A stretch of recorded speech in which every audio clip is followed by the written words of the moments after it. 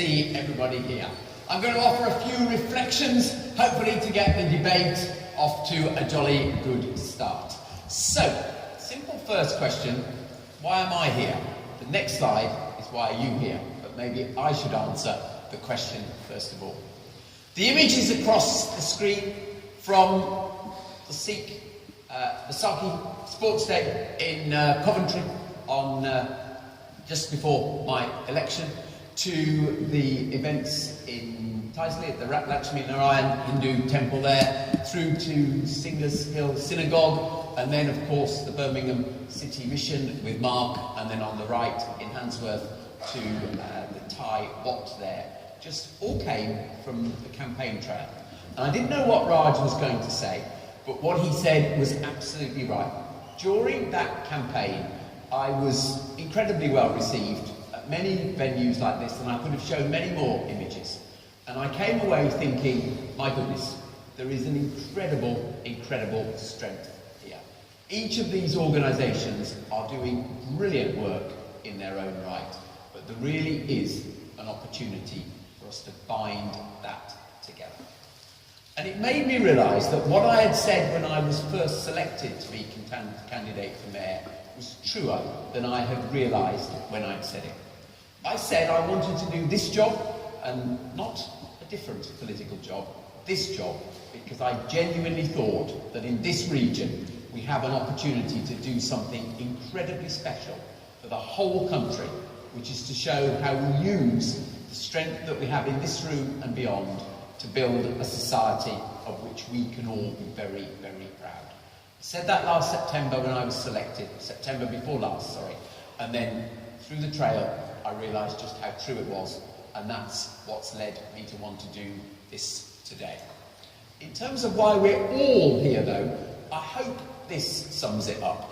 So the Mayor of the Faith Conference seeks to encourage faith to come together and address problems that affect us all for the common goal of the betterment of the West Midlands region.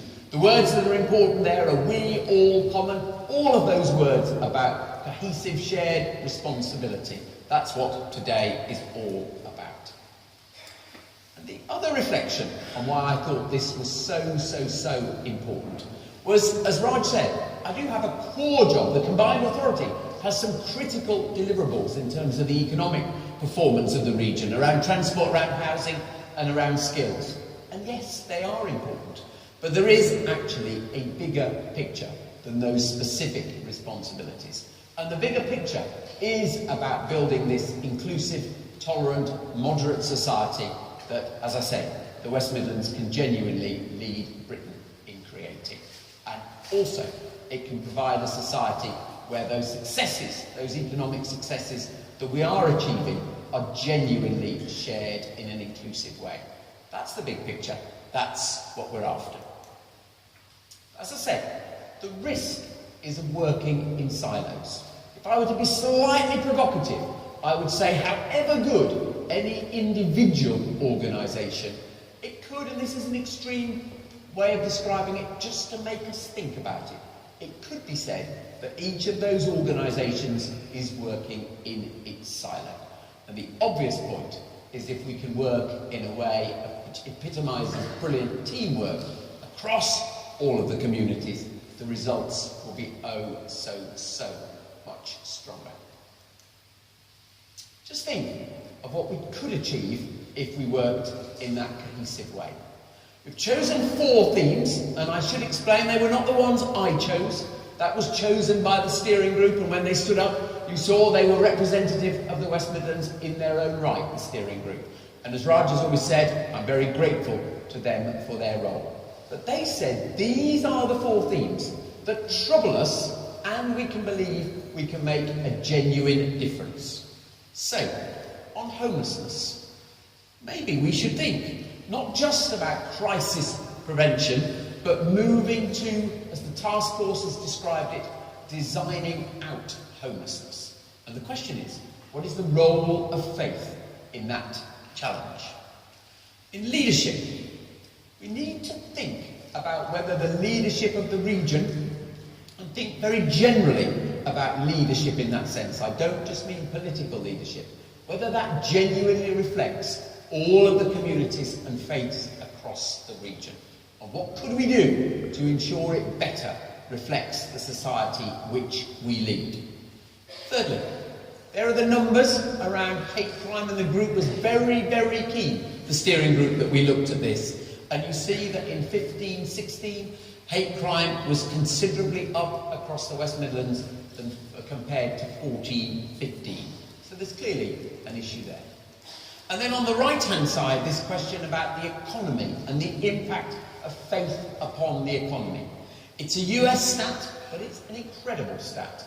The US stat, which shows the value of religion to the US economy, £1.2 trillion. And it says simply that would make it equivalent to the 15th largest country in the world. So there's a big economic aspect there. So those are the four subjects that we are going to discuss today. I'm delighted that we've got four experts to lead the conversations. So first of all, on homelessness, we will hear, it was going to be Jean Templeton, who leads my task force from St Basil's, but she's unfortunately not well, so her able deputy, Steve Philpott, will step in. Then on leadership, I'm very pleased to say that Anita Bala, who chairs our Leadership Commission, will take us through that.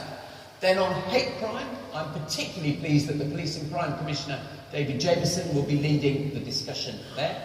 And then on the faith and the economy strand, equally pleased that Bishop David Urquhart will be introducing that subject. So four real expert witnesses to lead on the four areas that we're looking for progress in that collective way. Before we go any further, I should offer a few thank yous as well. My personal thanks, of course, to Amric and Francis, who, as we've heard, have chaired the steering group. To all of the steering group, we couldn't quite draw them all together for a photo at the same time, but my thanks as well. And then, of course, to the university for hosting us, and to some of the sponsors for this event, because it wouldn't have happened without them. So Westhill, and then, of course, the High Speed Rail College, the Nishcam Centre, and the Nehemiah Housing Association, who've actually supported us to make this happen. So thank you to all of you who have done that. Little reflection then on where we are. So there is a revival taking place across the West Midlands, and this is not about the economy today, despite the picture of the Chancellor, so I will not bore you with those stats. But I used the image of the Chancellor to take us back to last week, because just last week we had a whole host of new good news stories. The second devolution deal agreed.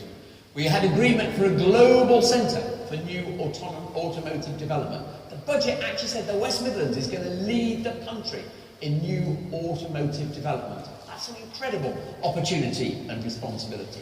We had the announcement of the investment in the metro in the Black Country. And that isn't just about trains, that is about connecting communities, new opportunities there. On the top right, we had the news back just at the weekend before of the digital hub in Birmingham, an outpost of Tech Nation which has been so successful in London. We had the approval for the Housing First pilot, which we will no doubt hear a little more from Steve. And we had the news, and this again is so important to the cohesion of our country, that we would be one of the first areas to build this, as they're calling it, it's a bit of jargon, it's a bit of bureaucracy, the Skills Advisory Panel, bringing together the Department for Education with leaders of the communities here responsible for skills development. So just in 1 week, 6 announcements which were all about the revival of this region. So it is a great backdrop, but we do equally know we've still got enormous challenges, and nobody is being complacent about that. Hence the challenges we have today. And then the best news of the week, particularly for one community, the direct flight to Amritsar. There we are, Birmingham Airport, alongside Air India, announcing that. And I know one community in particular is celebrating the twice weekly flight directly to Amritsar. So today, let's bring ourselves to today, less of the backdrop. It is a conversation, as everybody has said, but as the middle bullet point says there, I do not want it just to be a conversation. If we have a great debate and nothing happens, that will be failure. It is the start of a conversation which must go forward. So we want to capture the ideas, create an action plan in every area, and it must lead to concrete, tangible outcomes. That is the goal. And the images, of course, again, just some of the different faith community activities that we saw. I love this one down at the bottom. This is me outside the Faisal Mosque in Islamabad, which was perhaps the high point of my campaign, to understand more about the centre of the origins of the Pakistani Muslim community here. So, I said there were to be concrete outcomes. I've perhaps preempted the conversation with a few things I want to suggest as outcomes. And Mira Seneca, who is my policy advisor, who's worked so hard to make this happen, and I think everyone in the room knows that she's really achieved an incredible feat to pull everyone together with lots of help, but she's been the dynamo at the heart of all this. She and I discussed whether I should sort of reveal my ideas about concrete things to go forward at this time or at the end of the day, but I thought I'd throw them in now to see what you thought of them. So, cohesion. For each, I've been very simple and described the problem and then how I think we may solve it. And the problem here is that despite the incredible diversity that we have in the region, to put it bluntly, there is a relative low level of mixing between the different communities. There's been national research recently that actually says that in some parts of the West Midlands, the level of mixing between communities is just about the lowest in the country. And I'm a firm believer that the most successful societies are those where each group understand more about their neighbours. And so that is what I want to try to encourage. The image is from Diwali in the Square, a celebration we had of Diwali just about a month and a half ago. And what was so telling at that event in the middle of Birmingham, it wasn't just for the communities celebrating Diwali. It was genuinely open to anyone to come and pass by to learn more about, and that is exactly what people did. So I thought that was a brilliant example of that mixing.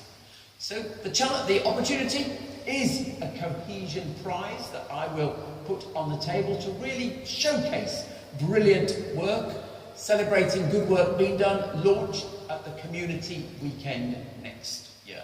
A showcase for best practice across the region. The second thing I want to concentrate on is youth and the leadership role that youth can play. The image is from the Warsaw Hindu Forum, the hustings we had there, and it was a brilliant, really engaged hustings with lots of young people, and I saw the contribution that youth could make to that community. But if we are going to move forward as that cohesive society, we need our young people to be the real trailblazers. So I'm particularly grateful to the University of Birmingham and universities of Birmingham and Wolverhampton for putting together a leadership programme for about 30 of our young leaders from communities to actually think about and understand best practice in this world of total cohesion. So brilliant opportunity for our young people, that untapped resource. To happen next year, we'll be looking for nominations from across the region. And the third thing is thinking this challenge, opportunity, is not unique to the West Midlands. What can we learn from the best in the world? And the image is of me meeting the Mayor of Toronto.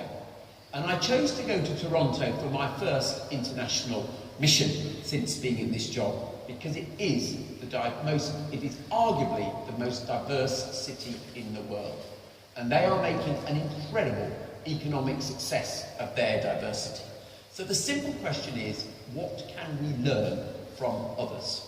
And I'm pleased to say, as it says on the slide, that the Edward Cadbury Centre will be creating research that we'll then share as on best practice of international mayors and their communities, not just about Toronto. But what can we learn from elsewhere? And I'm grateful to them. And then, this is ambitious. This is ambitious. This talks about a community bond. The image is of the event we had with the Nehemiah Housing Association, a brilliant, dynamic, or Christian-led, but black housing association.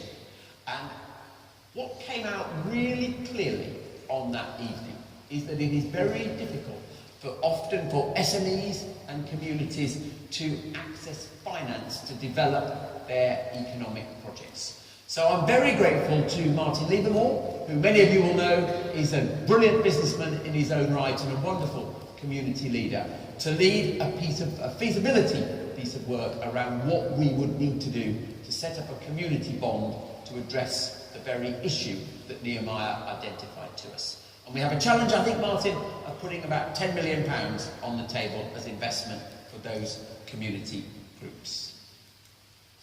And then lastly, this whole question of what is the contribution of faith to the economy. Truthfully, we don't know. And that's why we had to use the US economic data. Here we see the picture of me and Parveen at the Interfaith celebration in Wolverhampton, and they actually received a royal commendation for their work, and that was given about 6 weeks ago now. But we know the contribution of faith and indeed interfaith is enormous economically, and so again very pleased to say that the University of Birmingham has stepped forward to map the actual value so we can much more appropriately fit it into our economic policy. So there's 5 things that I'm putting on the table as suggestions that we will definitely move forward after this evening as actions. And I'm grateful to all of those who've stepped forward to make it possible. But I wanted to finish where I started, and just to say an enormous thank you, both for what we've seen so far and is already happening in the region. And I've chosen 4 more images there that sort of sum up the energy of the community that I've met over the last year. First of all, in Winston Green at the Church of God of Prophecy, then actually at the Clifton Road Mosque, just I think it was about March time, on the Vaisakhi procession in Warsaw, that one was, and then at the Maharashtrian community in Solihull last January. So the energy that there is across the region is genuinely outstanding. And actually, just as the Prime Minister said, it is all about harnessing that energy, making it a collective, shared mission, and using it to improve the lives of the West Midlands. I hope I've stimulated the debate.